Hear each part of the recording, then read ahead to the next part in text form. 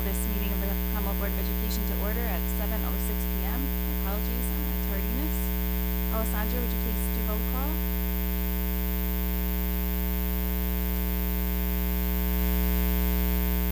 She'll be absent.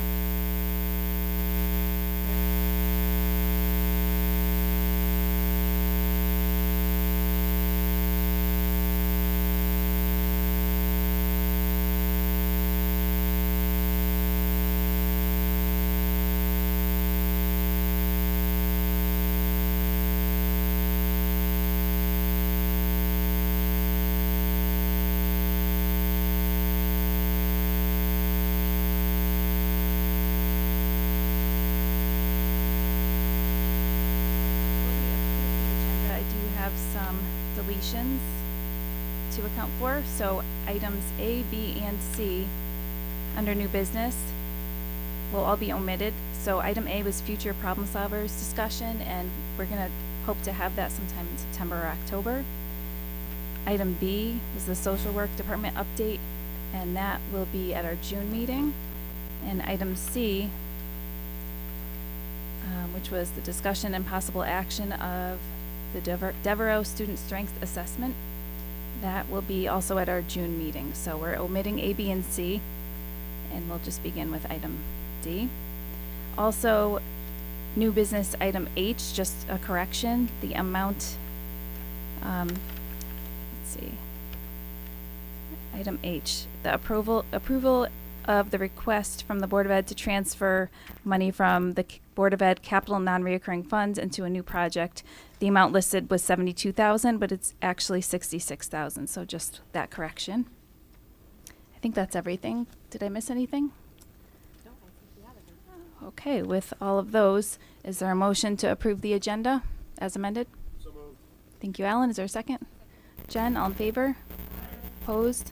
Abstentions? Motion carries. The agenda is approved. Next on our agenda, we are celebrating some faculty and staff, and I'll turn it over to Dr. Macri for our Teacher Leadership Academy. Sure. Good evening, everyone. This evening, I'm going to invite Dr. Carrie Mclean, our Director of Curriculum and Instruction, and Dr. Jeremy Vizone, who is Assistant Professor and Program Coordinator for the 6th year program. For those of you that don't know what that may be, it's for all of us crazy people who want to go back and be administrators in educational leadership. That is what Dr. Vizone does at Central Connecticut State University, and we are lucky enough that he lives in town and we get to educate his children. So I'll turn it over to both of you. Good evening, everyone. It's my pleasure to recognize 4 teachers tonight that are not only incredible teachers. The Teacher Leadership Academy is one of the programs that I love the most. It gives teachers an opportunity to demonstrate their leadership skills. We partner with Central Connecticut State University, and Dr. Vizone and I run the program, and the teachers dedicate time, and they do a project that helps the school community at large. And I'll let you talk about their projects. But I would like to recognize Dina Foti, Brianna Frye, Deborah Capriori, and Jane Sarnowski.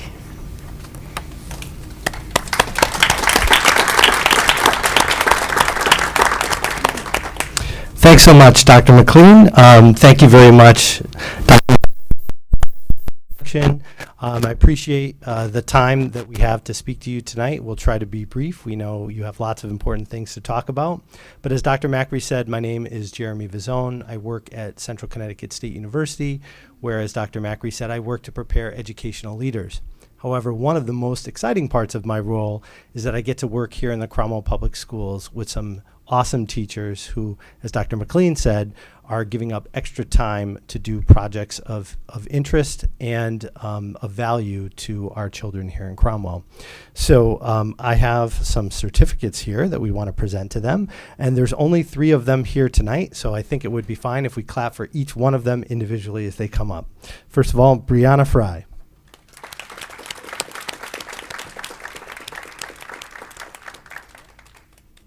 Jane Sarnowski.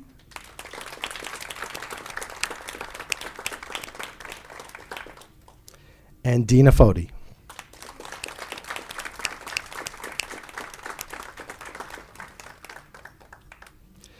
As I think Dr. Mclean mentioned, Deb Brocker-Priori is not going to be able to be here tonight, but we should clap for her anyway.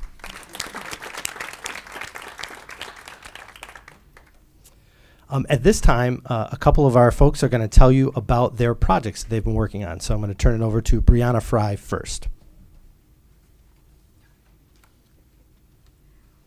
Hi, good evening. So my project that I worked on this year was I would like to improve family communication amongst our schools. I'm a third grade teacher at Woodside Intermediate School, and something that I had talked about with my principal, Mr. Butwell, is, and we've been talking about this for a couple years, was to find a consistent way to communicate with families, specifically using a single platform. I know a lot of teachers use different types of apps or just do emails, and we wanted to have something that was consistent across the building. One of the apps that I have used in the past is called Blooms, and a lot of other teachers have used it as well with the free version.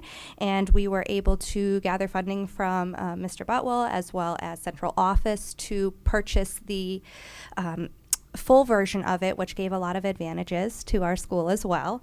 I was able to receive training and work very closely with their IT department, so closely, in fact, that they did try to recruit me to come work for them, but I said no. And because of that, I was able to go back and train the teachers on how to use the platform, and then we eventually rolled it out to the families. It wasn't the easiest rollout, but it was great experience to see some of the behind-the-scenes work of how to implement some new technology within the district. I would also like to give a special shout out to Kelly Swan Romanek, who works in central office as well. She was phenomenal and jumped right in. She sat on a lot of the calls with me, and she helped us to incorporate Clever, which is another single-use sign-on that we've implemented across the district this year, and being able to transfer some of that data over, which was not an easy process. But my hope for next year is that we can continue to do this, and that we will be able to have it be much more smoother instead of starting in the middle of the year. And I also would like to thank Dr. Vizone and Dr. Mclean for their resources and their guidance. Thank you.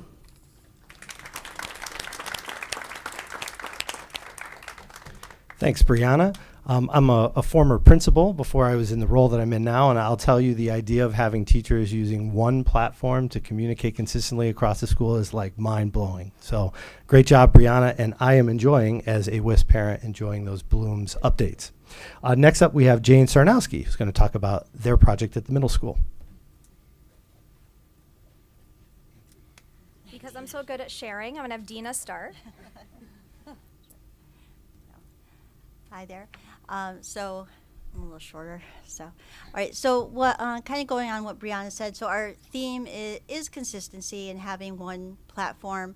And so our project, along with Deb, we're all language arts teachers at the middle school, and we wanted consistency on one platform on our new teachers and how we can support them, new teachers, beginning teachers, as well as teachers who are maybe not new teachers, but they're new to our district, and how we can support them coming in and knowing our system and how it works. And so that's what we have been working on this year. And so we had first decided on a print, and we decided not to do that, and we decided we were going to move to digital instead. So the three of us had been working on brainstorming ways on how we were going to do that.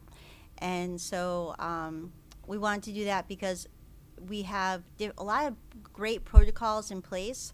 However, when new teachers come in, they maybe are assigned to a team mentor if they're a new teacher, or they learn from, they're buddied up with a teacher, and they learn, they're able to ask questions. However, they may not get all the information needed, or they may get pockets of information, and the communication, again, is not consistent. And that's what we wanted to really do with our project, is to have consistency with our project, and that's what we've been working on this year. And I'll turn it over to Jane with some of the things that we've been doing.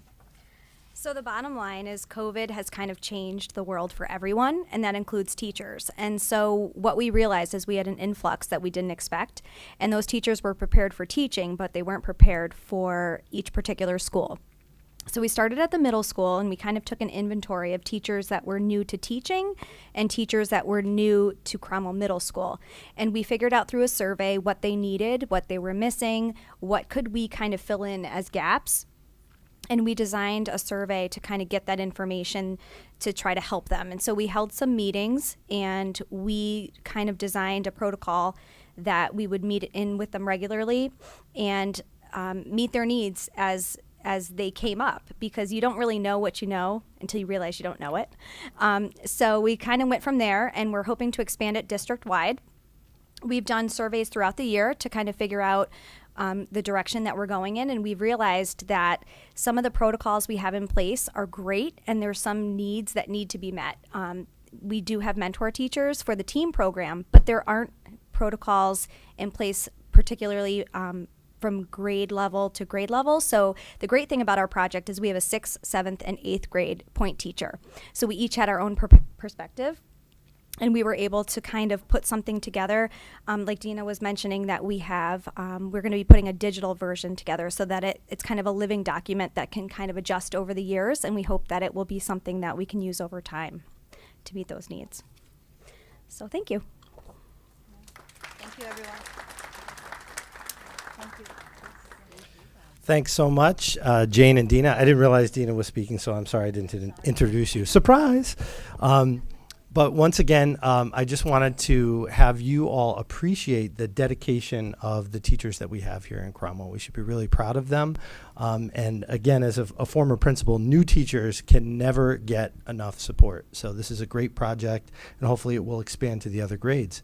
We look forward to next year, Dr. Mclean and I, to a new group of teacher leaders who will come and join the existing teacher leaders to expand our academy. So thanks so much for the time tonight. Really appreciate it. Have a wonderful evening. Thank you very much. Congratulations to all of you going for your 6th degree, what is it called? It's a 6th year. Sixth year. This is the part of the Certificate. teacher leadership program. I am in awe.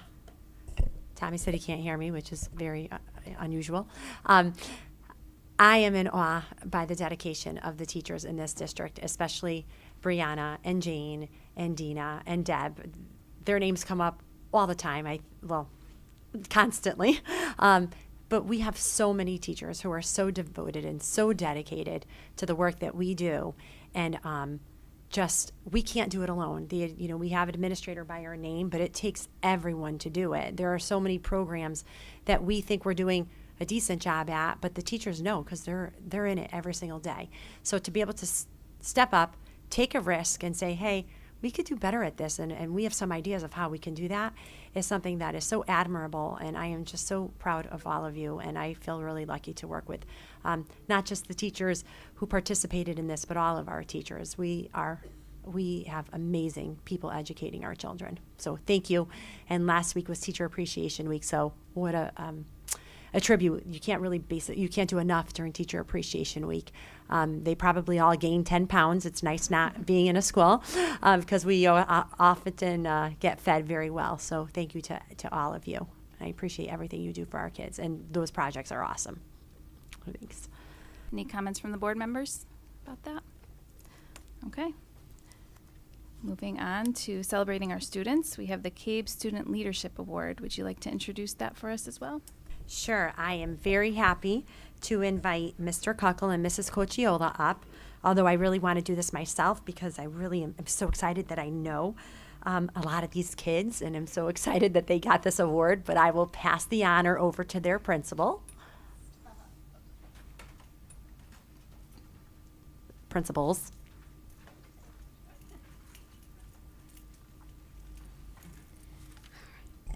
Good evening, everyone, and yes, this is also an honor for us as well to be able to introduce these students for this amazing award that they are awarded by their team of teachers. They look through the criteria, and it's very important to understand the criteria. It's the Connecticut Association Boards of Education Student Leadership Award, and the criteria is willingness to take on challenges, capability to make difficult decisions, concern for others, ability to work with others, willingness to commit to a project, diplomacy, ability to understand issues clearly, and ability to honor a commitment.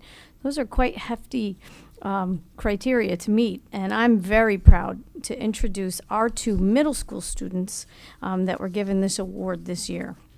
First, I'd like to call them both up. Jillian Sliz and Olivia Salvatore. Come on up.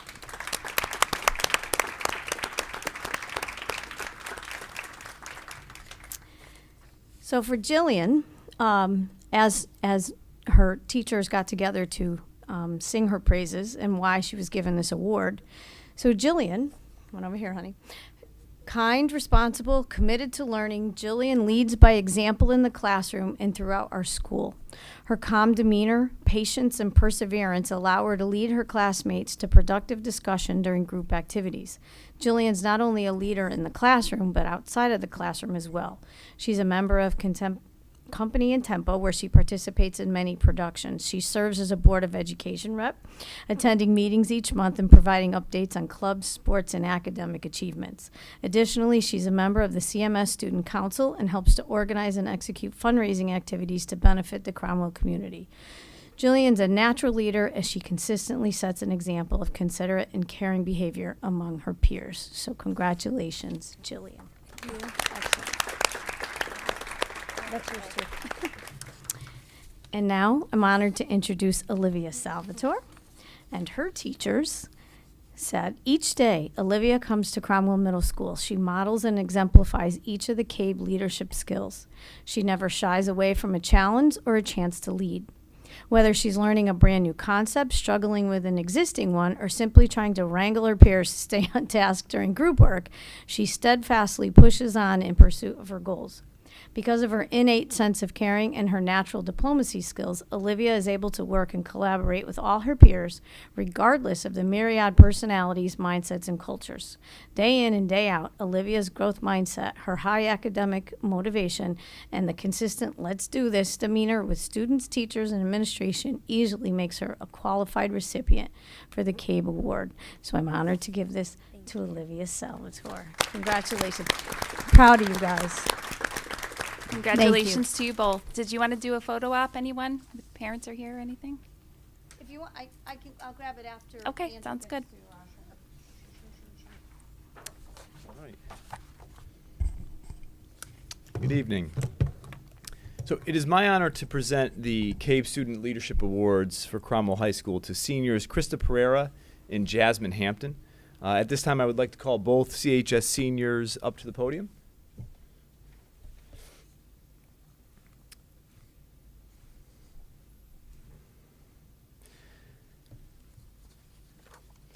So both of our award recipients demonstrate a wide array of leadership skills based on the CABE criteria. They embrace challenges, work collaboratively, have a genuine concern for others, and a willingness to commit to a project. Coincidentally enough, both of our recipients this evening are being honored this week by outside organizations for similar efforts. So the timing of tonight's recognition could not have been more perfect. Krista Pereira. Krista is a senior at CHS. In her time at Cromwell, Krista has started the Kindness Campaign aimed at fostering a more accepting climate at CHS. The main hallway is covered with Kindness Campaign flowers highlighting random acts of kindness. She is the co-founder of Conquer Brain Tumors Incorporated, who raises funds for childhood cancer and brain cancer research and donates to Connecticut Children's Hospital and the National Brain Tumor Society. As a co-founder of this organization, she has coordinated a district-wide fundraiser known as the Gray and Gold Day, an effort to raise money for Connecticut Children's Hospital. Earlier today, Krista was the recipient of the Middletown Rotary Club Service Above Self Award, and they made a donation to her charity, Conquer Brain Tumors, Inc., and their Student of the Month Award on her behalf. Jasmine Hampton. Jasmine Hampton is also a senior at Cromwell High School. She has worked to make CHS a more accepting and equitable place. She is a founding member of the CHS Student Equity Committee.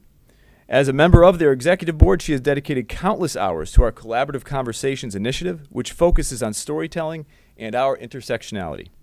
Jasmine also represents CHS as a member of the Town Cromwell Diversity, Equity, and Inclusion Committee. Her dedication to these endeavors have helped her form strong relationships within the school community and the greater Cromwell community. Jasmine is also the recipient of the YWCA New Britain Women in Leadership Award, for which she will be honored on Thursday, May 12th. Both of our award recipients are not simply members of different clubs and activities at Cromwell High School. They are active participants who engage in difficult conversations and are constantly looking to improve their community.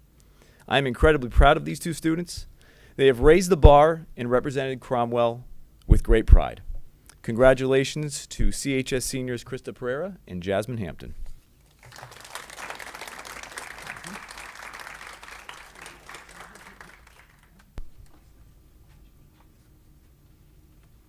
Congratulations to all 4 of our students. We're very proud. Anything else you want to add? Congratulations to Jillian and Olivia. I look forward to working more with you as you grow older. I feel that I've worked a lot with Krista and Jasmine, and they just amaze me. They are selfless and brave, and they inspire me. I think that I probably have had conversations with both of them at a certain time, and they have left the room, and I have been teary-eyed to think that the leadership skills that these 2 brave and courageous women possess and the caring that they exhibit for their classmates and the rest of the world, they can teach us so much. And I am just so incredibly proud, and I'm going to be sad to see you go, but I am so excited to see what you're going to do in your future. And I congratulate both of you and your parents for raising some pretty amazing kids. So adults, young adults now. So everything Mr. Kuckel said about you, and there's just so much more to share. But of course, I can talk forever about kids, and I would probably do that because there's so much to say. But you are just fabulous, and I wish you the very best of luck. And this award couldn't have gone to 2 more amazing kids, and I know I'm going to see the same from Jillian and Olivia in the future. So congratulations to the 4 of you.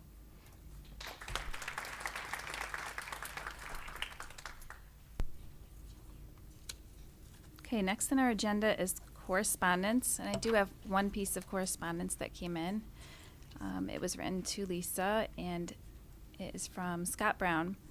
Cromwell Little League would like to request the following be presented to the Board of Ed for consideration. Batting cages installed at WIS for the girls' softball. Cromwell Little League would pay for the entire project. We're looking to put them in the outfield between the 2 fields closest to the playground, and we would be looking to install these as soon as approved. Jim Vincetti or myself would welcome the opportunity to meet with the board further to discuss. Thank you. So we can talk about that if that's something we want to put on a future agenda. And next we have public comments. Before I read the rules, is there anyone here for public comments? Okay. Hearing none. We'll move on to our report from the student representatives. Would you like to start at the high school? Teacher Appreciation Week was last week, and students wrote letters to their teachers, and the Student Council organized a lunch for teachers after school one evening.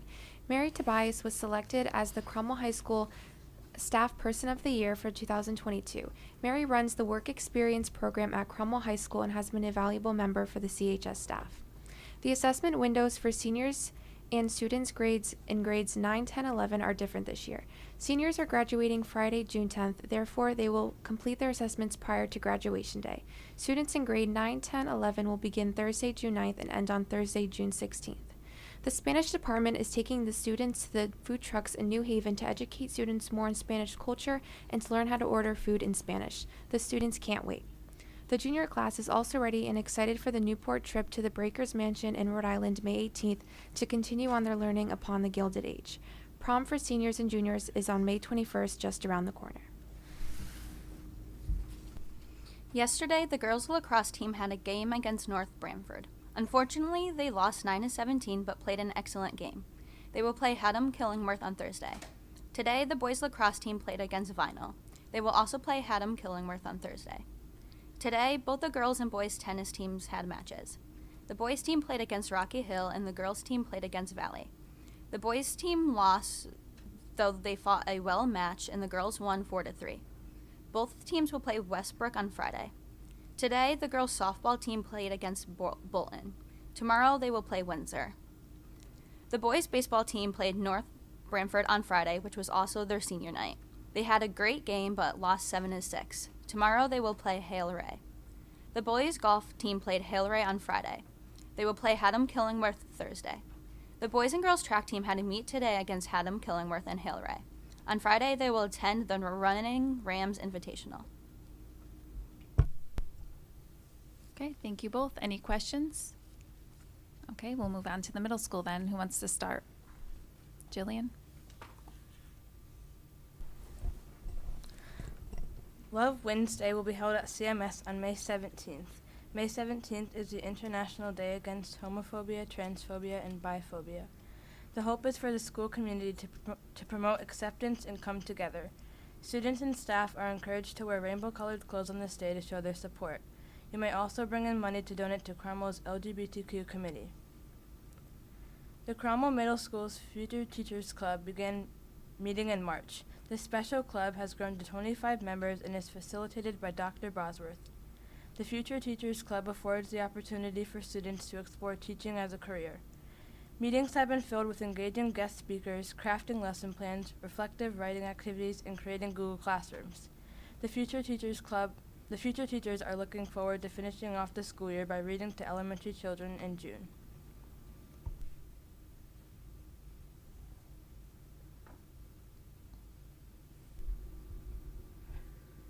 The spring sports teams have had their first game so far. The boys' track team has been on a streak, winning every meet so far. The track teams had a meet against Mclean Middle School in Berlin this afternoon. The girls on the softball team have been working hard. Today they had a doubleheader against East Hampton. 8th graders from the CMS Unity Club will be joining the town to help clean up Frisbee Park on Saturday, May 14th. The World Language Club has been learning about Japanese culture, specifically learning about their art and lifestyle. During the next meeting, on May 17th, they will be learning about Norway. The art club has been diligently working on a beautiful mural on the wall across from the cafeteria. The design for the mural is inspired by life and nature and features a beautiful tree in the middle with a landscape and planets.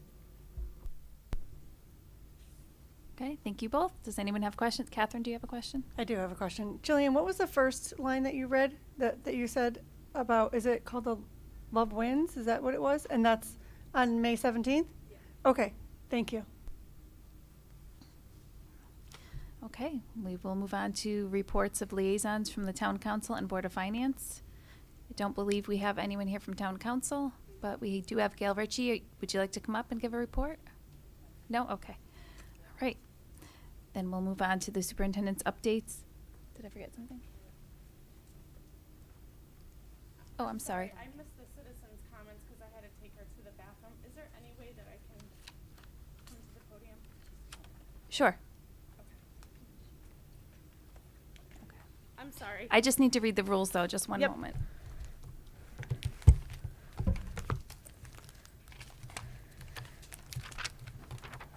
Okay, we welcome and engage public comments at our Board of Education meetings.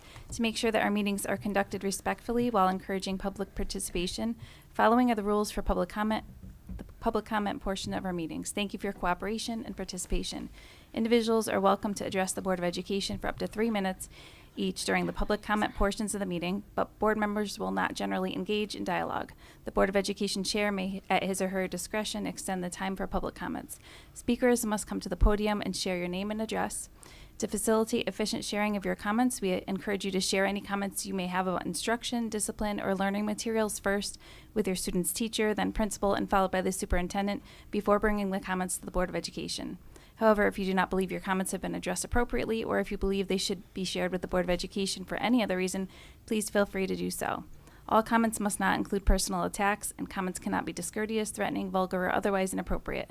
The board chairperson may, at his or her discretion, curtail any public comment or terminate any such individual's privilege of address at any time if they violate any of these rules, violate reasonable standards of decorum, are boisterous, or are repetitious.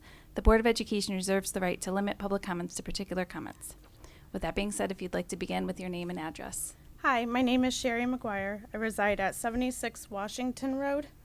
I'd like to submit a letter to the Board of Education members in regards to my daughter, Grayson Rose Gianfrido. She recently had a 504 annual review to discuss her accommodations, and we are in disagreement of what is in I'm the sorry, you know what? Just because it's personal to your own child, I would ask that you handle this outside of a Board of Education meeting. Just want to respect the privacy of your child and yourself. Okay. Can I at least give them? If you'd like to speak generally or provide something to Dr. Macri. Yeah, it's not going to be in detail. It was just going to say that I wanted to present this letter to the members of the board. Distribute it privately.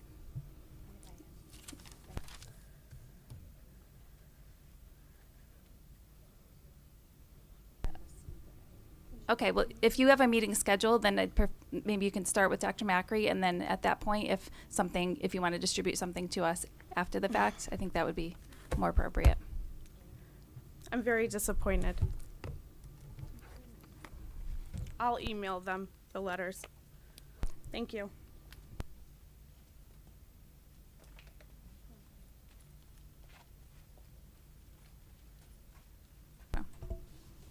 Okay, we're going to move on to presentations and reports of administration. Right. Is she ready? Yeah. Dr. Macri, sorry, are you ready? Because Superintendent's updates and responses to Board of Ed comments and action items from the prior meeting. Okay, well, so we do have some exciting news. The Teacher of the Year Committee has selected our Teachers of the Year.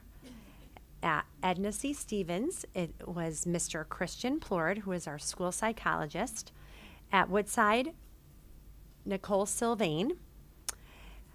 At CMS, we have Maya Pavlik. And at CHS, we have Christina Williams. So these are our Teachers of the Year for 22-23 school year.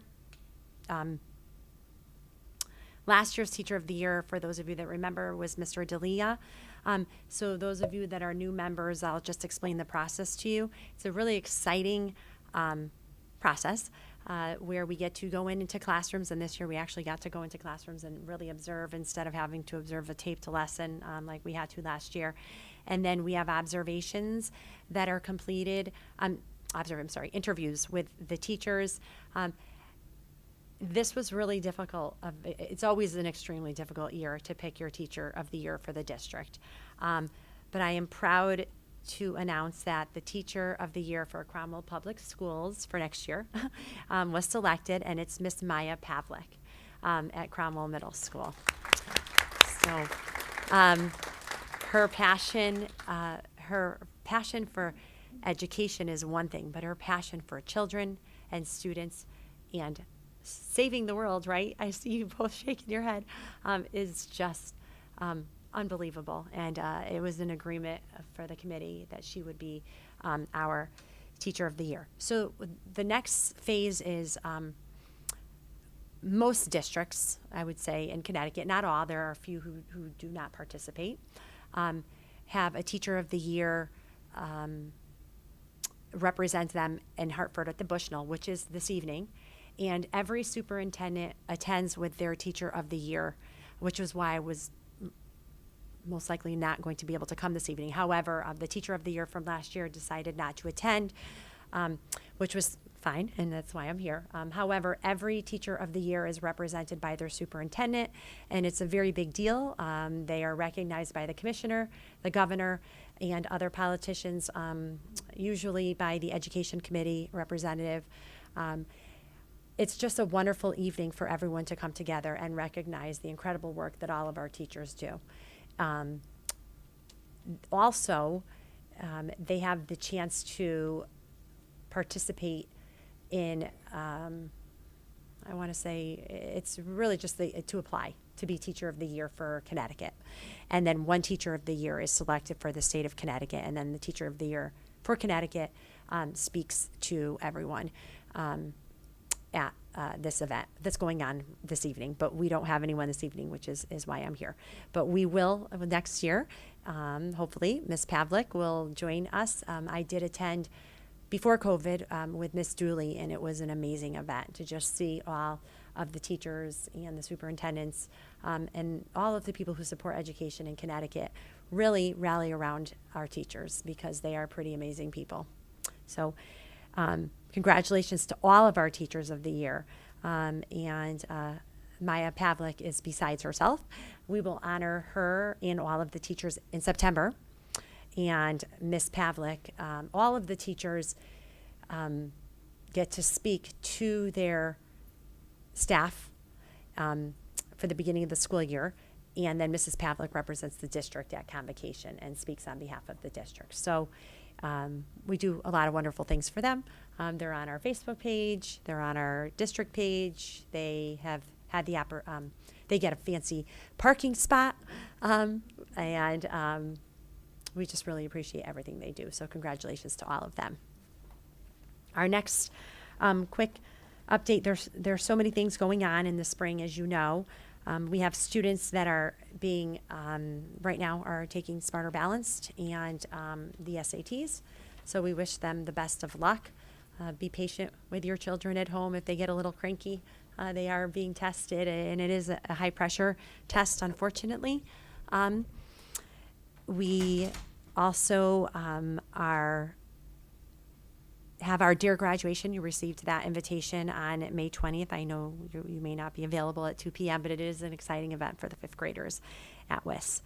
And if you can make it, it's at 2 o'clock. We also, as you know, we are working with the town of Cromwell, Transfer Station, Pratt & Whitney, and have put together a Cromwell Cleanup Day. We have about 75 to 100 people, volunteers so far for Saturday. If you haven't registered yet, don't worry about registering, just show up. That would be wonderful.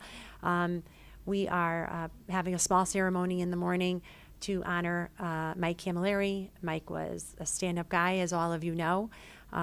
He did not hold back from sharing his passion of what he loved, and that was seeing our kids do the best they can and volunteer.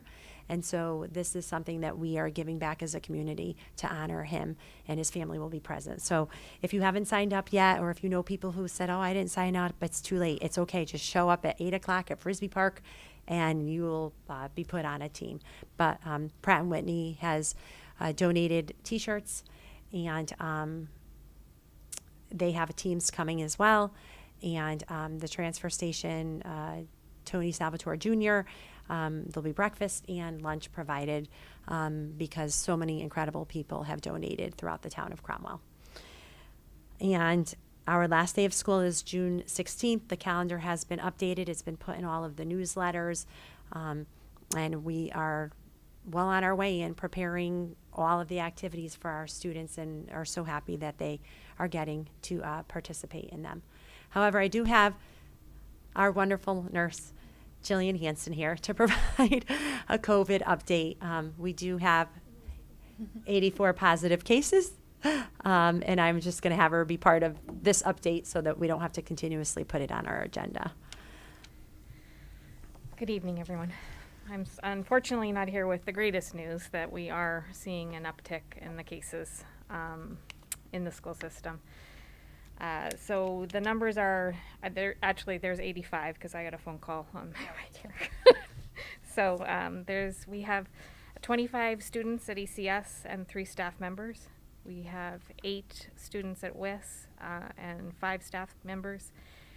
CMS has 18 students and 8 staff, and CHS has 15 students and 2 staff. So with a grand total of 85. So we are seeing some trends in classrooms without the masks. We have had to mask a classroom at ECS due to over 20% of the students in the classroom being positive. We've discussed this with the local health department, and we are close in a lot of several other classrooms. So it is a change to what we saw before, but we're monitoring it closely. And the good news is that the class that we did mask in, we haven't seen any more cases. So we're hoping to have that just a limited period of time, a 2-week, or a week. For that classroom, it was a week and a day. And we have seen the improvements, so that's good. And as I said, we'll continue to monitor and discuss it with Sarnowski at the Department of Health and with Dr. Macri. Does anyone have any questions?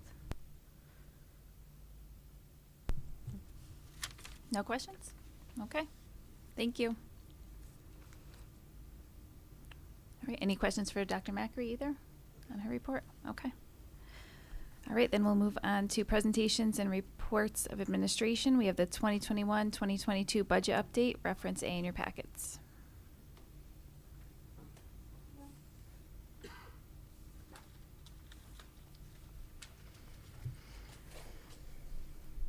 Good evening. I have included in the packet a brief memo and our budget summary as of April 30th, 2022. We are still in a budget freeze, and we will likely stay there for the rest of the year.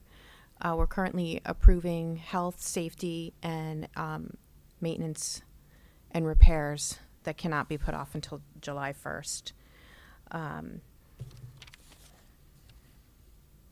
We will likely end the year slightly to the positive. I don't have that number obviously yet because things are still moving, but with my projections, even since I did the April report, I did have an additional special education costs come in, so we're probably down to only about a $10,000 balance.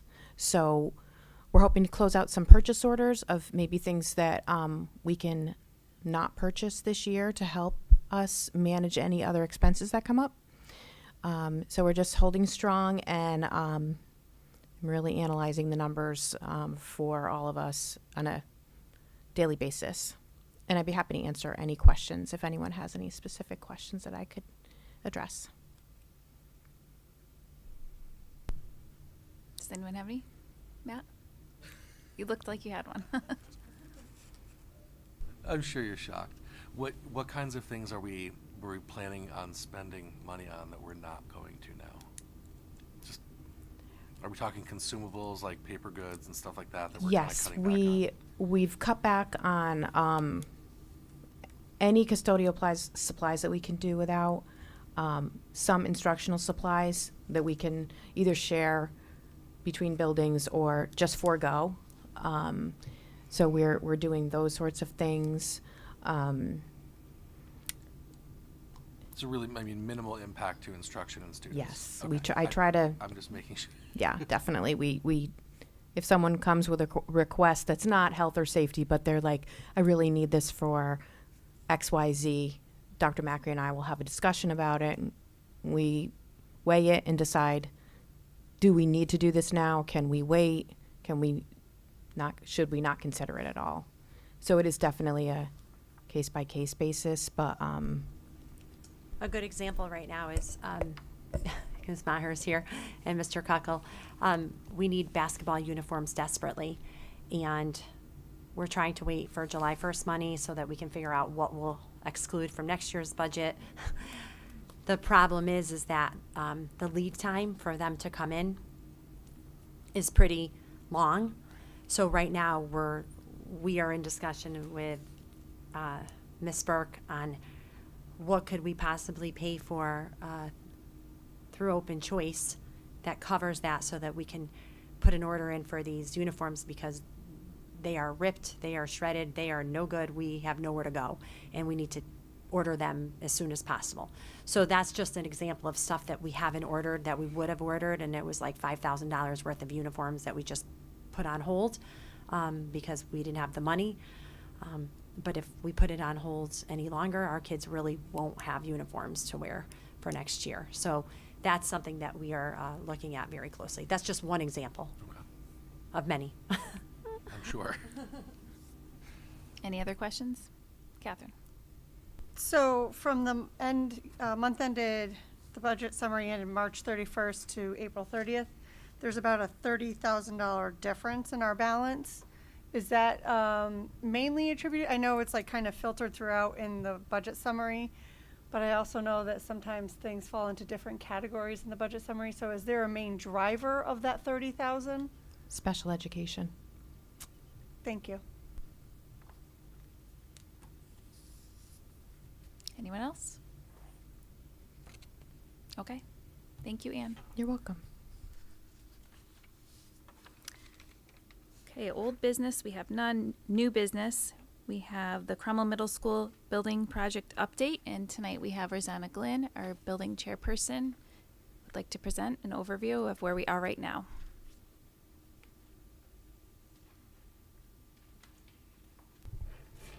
Good evening, everyone. So since our last report, the independent cost estimator finished their analysis of the project. The total project cost estimate is $58.6 million. After reimbursement adjustments, the anticipated state reimbursement is $22.1 million, with an estimated total cost to Cromwell of $36.5 million. The estimate considers the unique economic circumstances created by the COVID-19 pandemic, national supply chain issues, and resulting material cost escalations, including increasing the escalation rate from 4% to 6%. The committee has been actively engaging the community in the project. Since the last Board of Ed meeting, the committee presented to the following groups: the Board of Finance, Covenant Living, Cromwell Senior Center, Cromwell Youth Advisory Board, and the Cromwell Children's Coalition.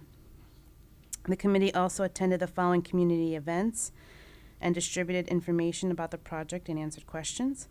We were at Little League Opening Day, the ECS WIS PTO Ice Cream Social, Cromwell Plant Swap, and ECS and WIS dismissals. We also hosted a very successful open house on May 5th. For the community to come and see the current facility, meet the architect, and learn more about the proposed features in a new Cromwell Middle School. Kudos to Shannon Hughes-Brown, who's here with us today. She's our subcommittee chair for communications. Her and the team really did a really fantastic job, very professional job at that open house. I think we had over 100 people show up, which was pretty phenomenal for a Thursday night, and it was like a really nice Thursday night.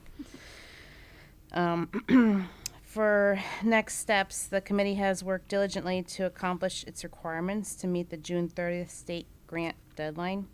The committee has been thorough in its review and discussions and effective in its decision-making while also actively listening and considering community input to the project. To meet this state deadline and to not delay this project for another year, the following timeline is recommended. So tomorrow, May 11th, is a town council meeting. There's a possible action to appropriate funds for the project and set a special town meeting date. For those of you who are unfamiliar with the process, because I honestly was unfamiliar myself with this process, the special town meeting is where the town could vote for this project. It's literally a raise of hands type of thing. If a petition for a referendum is submitted at least 24 hours before the time of that special town meeting, then the mayor would call for a referendum that has to be between 7 and 14 days of that special town meeting. So what that means is the proposed date for that special town meeting is going to hopefully be June 1st. And if a referendum is required, it has to be between 7 and 14 days from June 1st, so anywhere between the 8th and the 15th. We are, now all of that is contingent on the project getting through the Board of Finance. Board of Finance meeting is May 26th. So in May, you have May 11th is a town council meeting. They were going to possibly have a vote for a special town meeting, assuming that the Board of Finance passes it. Then we go to the Board of Finance on May 26th. If they pass it, then the special town meeting is set at that point for hopefully June 1st. And then we're either voting that day or there'll be a referendum 7 to 14 days after that. We're hoping that the referendum, if it gets to that point, would be June 8th or 9th, because I know June 10th is high school graduation, and we know that once kids are graduated, half the families are going to go away on vacation and celebrate. So we really want to make sure that we have as many citizens in town available for that referendum. And then, assuming we get past that point, the grant would be submitted on June 30th. So this time next month, hopefully when we meet again, we will know where this project stands. Any questions? That's a lot of information. Does anyone have questions? Other than, do you want to include some of that in our minutes? It seems like you had it pretty typed up. Do you want that Yeah, be I something sent it like to you. Yeah, you could. what you sent me, I can attach Yeah. to the minutes? Okay, great. I didn't put the explanation of what the special town meeting is, but Okay, I great. can if we need it. Any other questions for tonight, though? A couple of questions. Yeah. With all the presentations and discussions that you've had around town, what has been the general feel from the population about this project, about the town spending money in a new building? Are they learning anything about the needs of what we know what we've seen from our presentations, but most of the town hasn't seen it. So are you getting pushback from people, or are they supportive, or is it mixed? So generally enthusiastic for the project. People seem to love the idea that we're having a 2-floor. That seems to be the most exciting part. Like, oh, finally 2-floor building. No, but general excitement for the building. Everyone, I think, acknowledges that the current middle school is outdated and not adequate. The concerns, location has been a concern because of other potential projects in town that our building committee is not a part of. That's come up often lately. There's some concern about parking, but all of those things we would keep stressing in our little roadshow is that everything right now that you're seeing is all conceptual. It's just used to help us estimate what the project cost is going to be for the most part, but it could look very much different when we actually go to build. So a lot of detailed questions are coming up, like about the design itself, and again, we just keep reminding people that it's just conceptual, that when we actually go to do detailed design, if we actually are afforded that opportunity, then we will solicit feedback from the community to see, and the teachers and everyone, to figure out, what are the best options. We will probably have to take our building committee to do a search of all, new schools throughout the state, go look at them, see what their best practices are, and see what their lessons learned are. Because everything looks great on paper, but then when you go build it and you look at it, you're like, that didn't work out the way we expected it. And so, again, the design can completely change by the time we actually go to build. So, once we get that point out to the people we spoke to, like, oh, okay, I get it now. But in general, I don't think we've ever spoken to anyone who said this is a waste of money, or this is a waste of time, or we shouldn't do this. I have not received not even one comment negative about the project. And we spoke to lots of people of various ages, and people with or without kids in the school system. So it was very, very encouraging having those discussions with everyone. Did I miss anything? No. Okay. With what? Oh, right. So, yes, thank you, Shannon. A lot of positive feedback with the recommendation to go with a new building as opposed to renovation. I think people understood our reasoning and our justification, and in general agreed with our recommendation to go with a new building. Oh, Lori, go ahead. I don't know if I'm getting ahead of myself, but you said for 2 floors, so there would be an elevator? Yes. There's going to be. Yep, the building would be, and we actually got a lot of those questions too about ADA compliancy. Yeah. The building would be, it has to by code be ADA compliant, and there would be an elevator. And some of those issues came up with why we chose not to go with option 2, because of some of the accessibility issues that we couldn't get around with the way that the current building is set up. Any other questions? Dipti? Well, the state of Connecticut, do they have a list of new schools that have been built that you can visit once that time comes? I don't know the answer to that if it's on their website, but we have resources who could tell us. Like, we know, we visited Colchester. We know Farmington just built a new high school, and Hartford is building. Actually, Farmington is about to build something. They haven't built it yet. So that's not going to be done.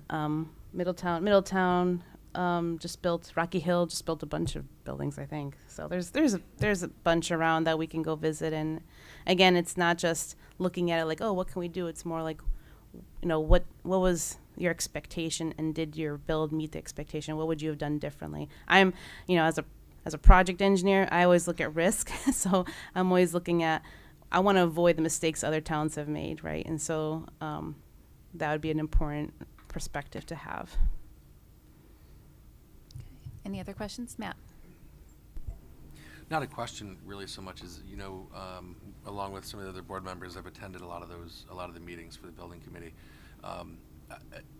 The building committee has put in so much time and energy and effort in this. Thank you for your leadership in that role.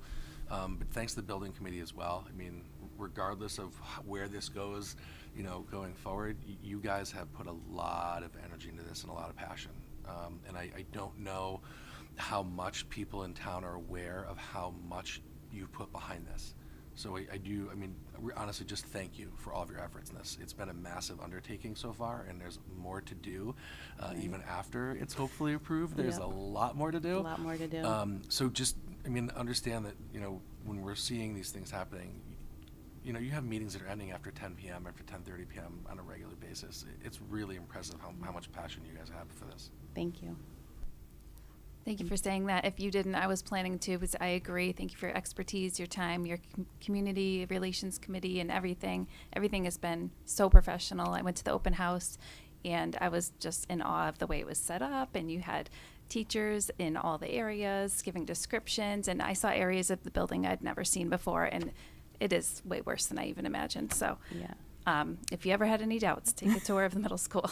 So thank you. Any other questions? No? Yep, Catherine.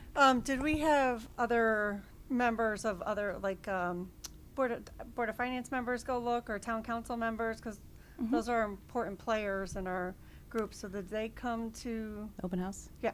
Yes, we did. We had because if not, I was thinking we should set up a separate tour for them if they were interested. we had a few town council members come. I don't know if we had any Board of Finance people come. We did. Yeah, you did. You were there, okay. Matt was probably there. Cause Matt was there, yeah. They all received a personal invitation, I believe, too, right? Yes. Yep. Yeah. It was an awkward night because I think stuff was going on in the town too. That they, there's I think finance stuff that was going on too. I think that was conflicting. I just want to make sure we give them the opportunity to see For sure. the inside and everything, that they're fully aware of why we have this need, this Right. great need. So Yeah. okay, I thank agree. you. All right. Thank you very much. Okay, thank you. All right, next on our agenda is an action item, approval of the out-of-state field trips, reference B in your packet. And do we have anyone presenting this, or are we just kind of going over it? Just quickly, you do have to approve out-of-state field trips, and these are what are being proposed for next year. So if you have any questions, I don't believe the teachers are here, but the principals are here, and they would be more than happy to answer them for you. And so I have a question. High school or middle school? Or general? No, high school. Some of these field trips are kind of pricey, and do they fundraise for these? Mr. Cuckle? There he is, all by himself. Yeah, it's a combination. Some's fundraising. The senior trip, for example, is the more they fundraise, the cost of the trip comes down. So there's a combination of things that they use, but fundraising is definitely a major component of it.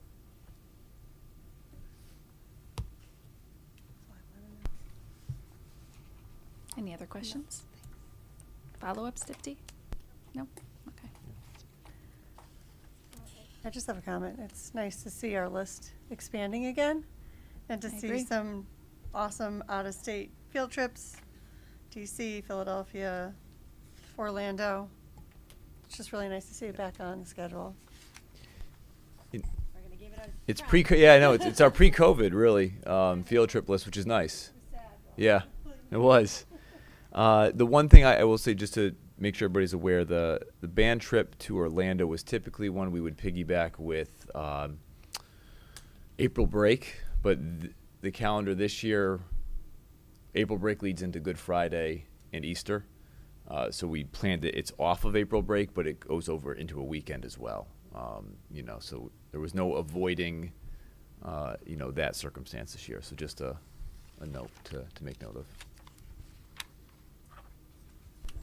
Well, I mean, students, if they're missing school time for the field trip, they're still responsible for Mm-hmm. taking They care are. of the And we usually, it was like a 50-50, right? You do, miss 2 days of school and then miss, you'd have the weekend. So a little bit of your time, a little bit of our time. It'll just be a tougher return because they'll come back on a Sunday and then, hello Monday. Yeah. Rise and shine. All right. So I believe we need a motion for this one. Would anyone like to make the motion? Jen? Okay. Is there a second? Dipti, all in favor? Opposed? Abstentions? Motion carries. The field trips are approved. I'm sorry, I just have one quick question. I see the middle school only has one field trip. Are they not doing the Boston field trip anymore? They are looking at other trips, so we didn't move forward with the Boston trip. Okay. It's usually in the fall, but they're looking at. Okay, thank you. They have on there, I know, and they're also looking at 6th and 7th, hopefully that may not have. That's on there. That's the UN is 6th and 7th graders. That's totally new for our kids, so. They did it in 7th grade before. Yep. Okay. Are you all set, Catherine? Yep, thank you. All right, action item F, approval of the healthy food certification. And please bear with me, I have to read this verbatim. Pursuant to CSG section 10-215F, the Board of Education or governing authority certifies that all food items offered for sale to students in the schools under its jurisdiction and not exempted from the Connecticut Nutrition Standards published by the Connecticut State Department of Education will comply with the Connecticut Nutrition Standards during the period of July 1st, 2022 through June 30th, 2023. This certification shall include all food offered for sale to students separately from reimbursable meals at all times and from all sources, including but not limited to school stores, vending machines, school cafeterias, culinary programs, and any fundraising activities on school premises sponsored by the school or non-school organizations and groups. And this is a mandatory. Oh. In order for us to get rid of it. So are there any questions, first of all, on that? And would anyone like to make the motion? Motion. Okay, I saw Lori, and then I heard Catherine. All in favor? Opposed? Abstentions? Motion carries.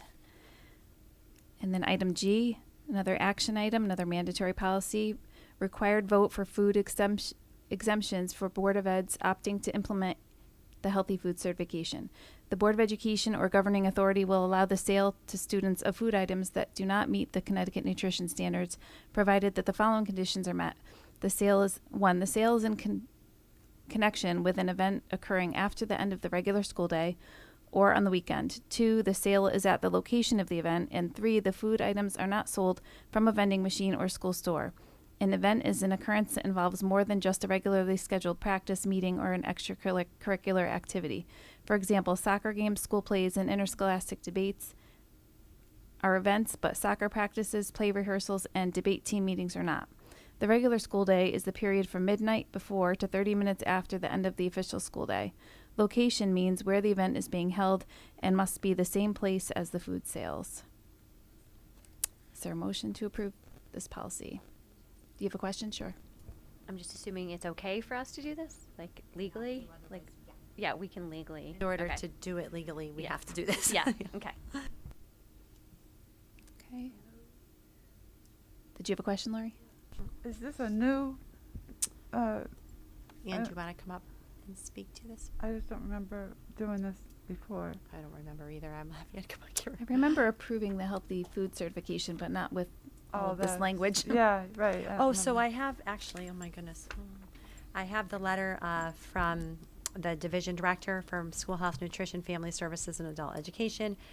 And it basically says the Healthy Food Certification Statute CGS Section 10-215F requires that each local Board of Education or governing authority, BOE, for public schools participating in the National School Lunch Program each year must certify whether all food items sold to students separately from reimbursable meals will or will not meet the Connecticut nutrition standards. This memo provides the required BOE motion language and instructions for the HFC application process for the 22-23 school year. So they gave us the actual language for both of those. And I don't know if, Ann, if you want to, and I could pass this around or I could email it to all of you just so you have it, but it's here. Yeah, sure. Matt? So, all right, so basically, in a nutshell, the healthy food certification just says that we are ensuring that healthy foods or what are determined by whatever entity to be healthy foods are served during the school day.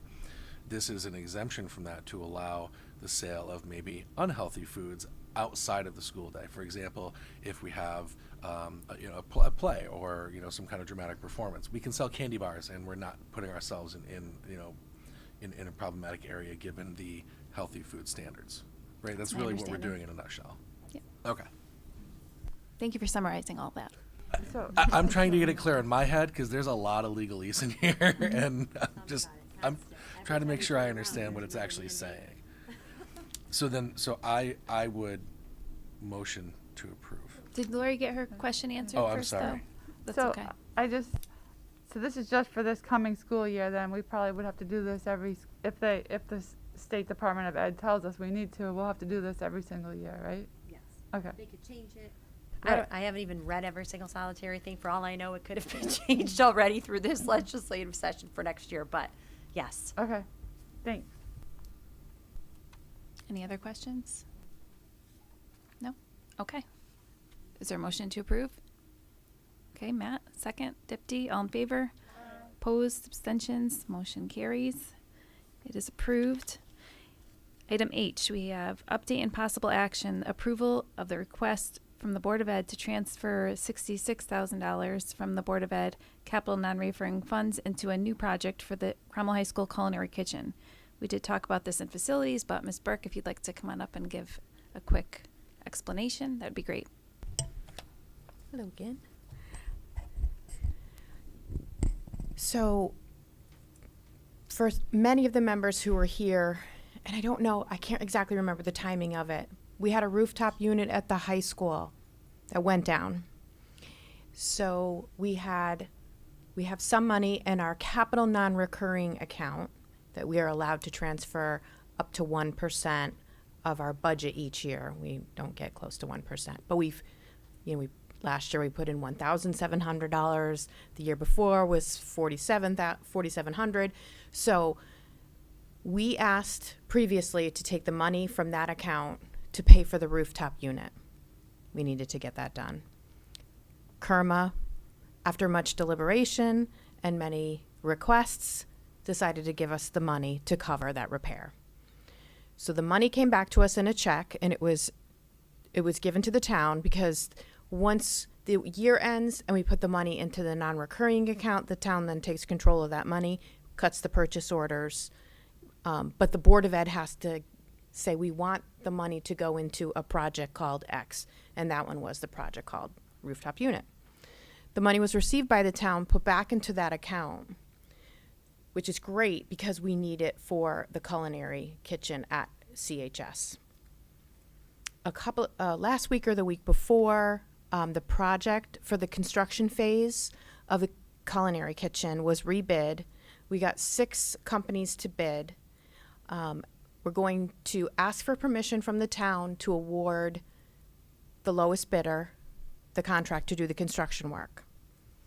What we need to ask from you tonight is that we can take $66,000 and assign it to a project called CHS Culinary Kitchen so that we can award the bid, have the money, and we can move forward with doing the project. So that's our request here tonight, is for the Board of Education to say we would like to create a project and move $66,000 from the non-recurring account into that project. The project currently has about $85,000, and that's at the town side. so the 85 or so that we have and the 66, we're still a little short. We $6,000 to $8,000 we think we're going to have to pay for out of next year's budget, but we can't not move the project forward. So with your permission, we can move that into the account. I can ask Tony Salvatore if he will agree to allow Tommy to award the bid, and we'll move forward. Any questions? Catherine? Just a couple. So these project funds, the one for the rooftop and the one for the culinary kitchen are technically with the town, Yes. but we need to approve the transfer of the funds from one to the other. I'm a little rusty on my government account. Okay, so the culinary kitchen they gave us $250,000, and it's their project. It's their capital account that they agreed, but the project came up short. Right. We made the decision not to go back and ask for additional funding from the town because we got this reimbursement for the rooftop unit. So that's more like Board of Ed funds, but the town controls the purchase orders after the year ends for any money that we are able to return and put into the non-capital recurring account. So what will happen with this project is when the invoices are presented, we have account 252, which is the town's project for the culinary kitchen, and 253, which is the Board of Ed's project for the kitchen. So the town has 250 and the 252, and we're gonna have the 85 plus 6. The 85 is what's left over in the town. Okay. The project started Oh, at 'cause we already 250, bought and some we've of the done stuff for work, it, and okay. we've done I'm a little asbestos. slow tonight, I'm I know catching it's up. very confusing. Okay, so then we'll add the 66 will be in the Board of Ed portion of it. Yeah, so and our that- project will be over here, Okay. and then the 85 remains in that Okay. account. So once with the we town. approve it, you bring it to the town council or Board of Finance? Neither. Okay. Because of they've already approved the transfer initially into our capital non-recurring. Okay. So it requires the Board of Education to approve a project. Because it all falls under that umbrella of Right. capital non-recurring. Yes, so And- as long as they have minutes to support your decision, then they'll move the money into the project for us. And we don't Okay. have to go to the town council or the Board of Finance. And I'm sorry, did you say 6,000 to 7,000 is what we're short on this kitchen project? We think we'll track it as we go along. Right. You know? Okay. All right. Perfect. Thank you. Any other questions? Thank you, Lori. Second by Jen. All in favor? Opposed? Abstentions? Okay, the motion carries and it is now approved. Next, we have an action approval of minutes and motions from our April 19th regular meeting, reference C. Is there a motion to approve these minutes? Dipty? Second by Alan. All in favor? Opposed? Abstention? Matt? Motion carries. Minutes are now approved. Next, we have an action item, stipend approval 2021-2022, reference D in your packets. And we have a memorandum here, and it looks like we have a stipend request for a Cromwell High School golf coach, varsity.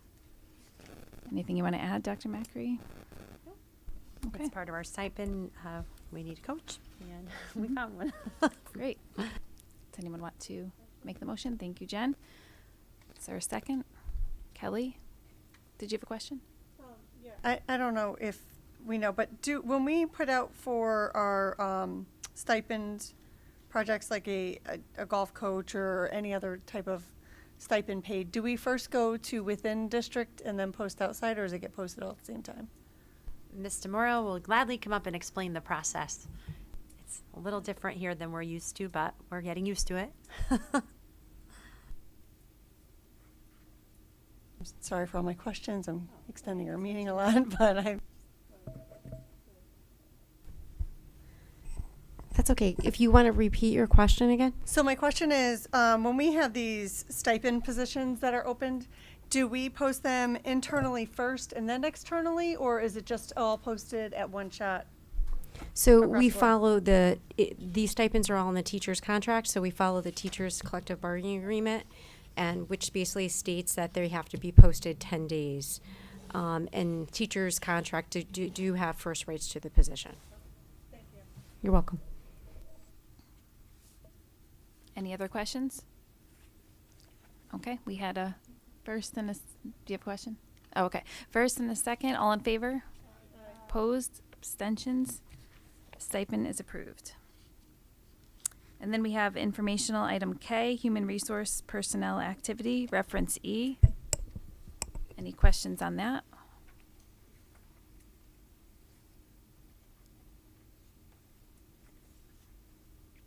None at all? Oh, Matt? So just out of curiosity, we've got a couple of folks who worked here for a short period of time, 2015, 2021. Where are they leaving the profession, or are they leaving to go to other places? Do you want Ms. Tomorrow to come up and answer? Uh-huh. To the extent that she can or can't? We're both going to say both. And personnel matters that we can't discuss obviously. publicly. I'm sorry, for some reason I can't hear very well. I don't know if there's like a machine on back there, but do you mind repeating that? Yeah. So when folks are leaving, right? Because we're getting resignations. Yeah. And I know statewide we're seeing people leave the profession. I'm just curious. Do we have a lot of folks that are just saying, throwing their arms in the air and saying, "That's it, I can't do this, I'm done"? Or is it kind of they're moving on to other districts and other positions? Just out of curiosity. Yeah, it's a combination of a couple different things. It's a combination of exactly what you said. It's a combination of also people moving out of state. Some people are moving into other professions. Some people are moving closer to home. So there's a combination. Or like a spouse who gets a job out Yep. of state, that kind of thing. Yeah, and there's all different situations. Some of these are also people that recently just had maybe children and are looking at daycare options and realizing that it might be better for them to stay home versus trying to find childcare right now. So there's a lot of different things going on, and we are in a shortage area, so it's going to be difficult to fill a lot of these positions, but we are moving very quickly. Okay. I mean, I do get a little bit worried about those numbers. Yes. I'm not worried right now, actually. This isn't too bad at all. No. We're good. Keep our fingers crossed. This is... Jen We're Lamerson asked that great same question a year compared- ago, we're and the list great. was a lot longer. Yeah, we're great compared. This is like beautiful. Last year, I think we hired probably about 140 by January. Not just teaching, but like all staff. So, this isn't that bad. I got to be very honest with you since I've been here. So, I mean, there's a lot of different things going on, but we've been pretty lucky. Everything we've posted, we've been receiving lots of applications. That's fantastic news. So. All right. Any other questions? Okay, thank you. And then we have our principal reports, reference F, G, H, and I. Any questions on those?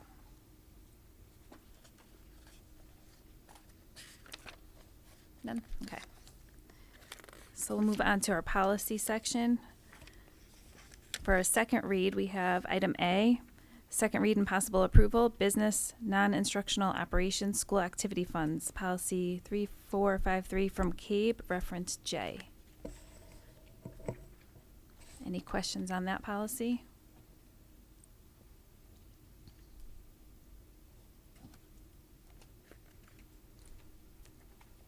Hearing none, would anyone like to make a motion? Okay, Lori, is there a second? Catherine, all in favor? Opposed? Abstentions? Motion carries, and the policy is approved. Next, we have a long list of first read policies, and my understanding is that many of these are statutorily required. So does anyone have any questions? It's just first read. They'll go on for a second read. But after a first read, do you have anything you want to ask? Okay. Then those will all move on to a second read at our June meeting. Board committee reports. Policy committee. Reference Y. Let's see.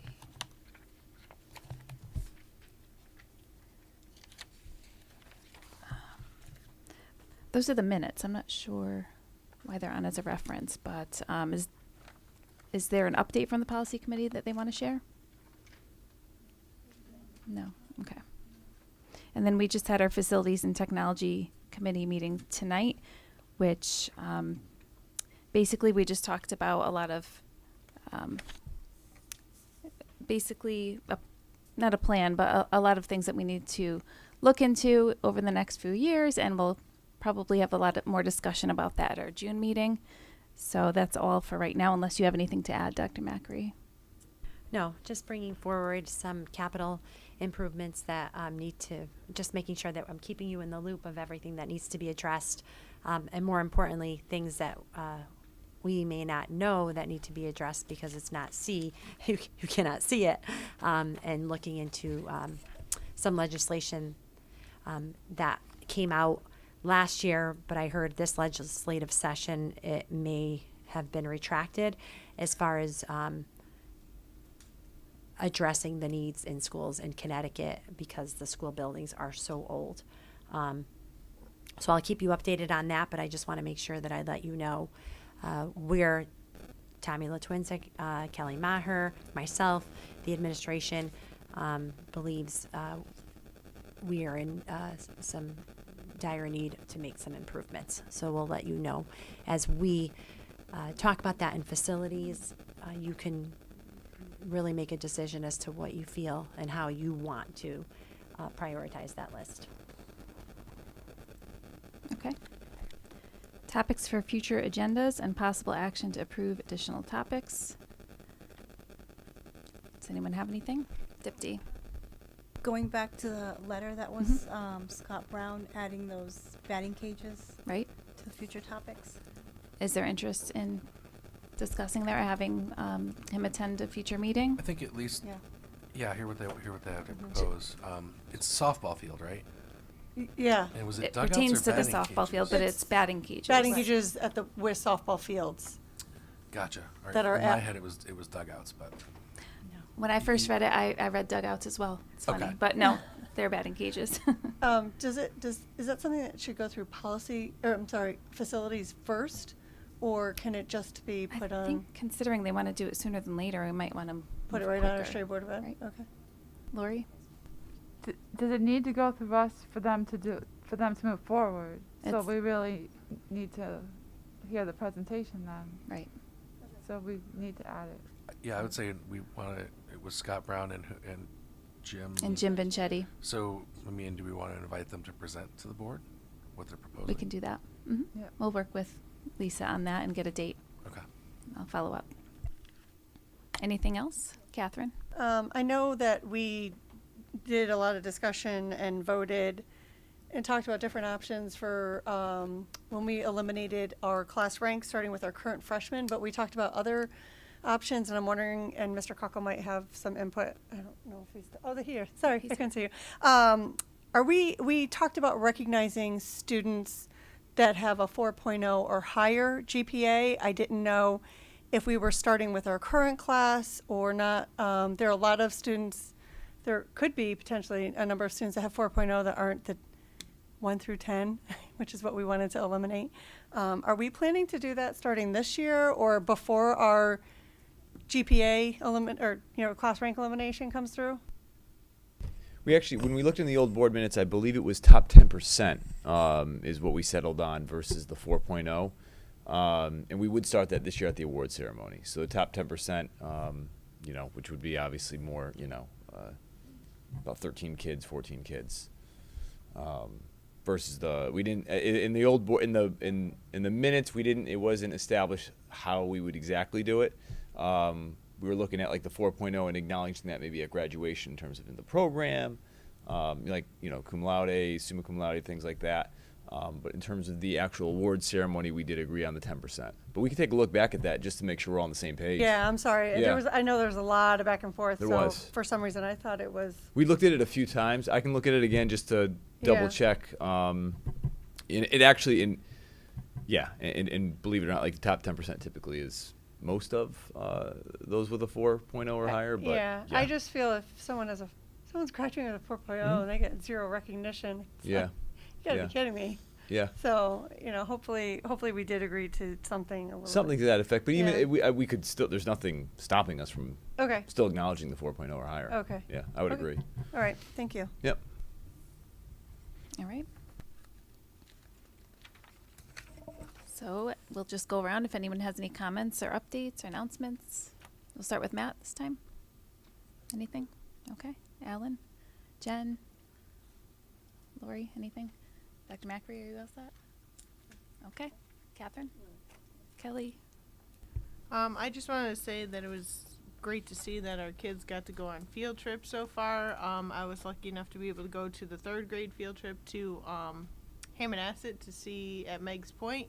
And I want to give a shout out to Ms. Barry because she took the initiative and she put the waders on and went in the water and it was amazing. Because I was going to go if we didn't have interviews. I just stole it away from her.